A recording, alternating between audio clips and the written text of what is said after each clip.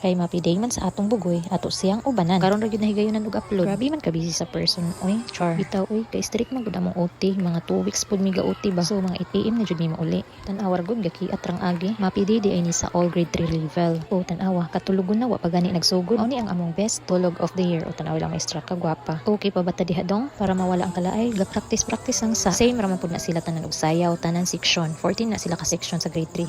Tira, Section Eagle, Section Flamingo, Woodpecker, Section Parrot, Section Orion, Section Dove, Section Pelican, Section Dove, Section Kingfisher, Section Balcon, Section Peacock, Section Hornbill, and Ostrich!